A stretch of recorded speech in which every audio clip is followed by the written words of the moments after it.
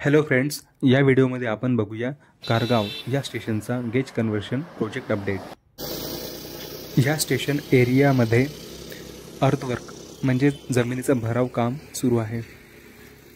Forest डिपार्टमेंटमुळे इथे काम सुरू नव्हतं, पण आता ते बऱ्यापैकी सुरू दिसत आहे। कारगाव हे स्टेशन नागभीड इतवारी ह्या लाईनच्या बरोबर मध्ये येतं। या ठिकाणी आधी इथे लेवल क्रॉसिंग होती, त्यामुळे इथे आता रेल्वे ओव्हरब्रिज बनेल।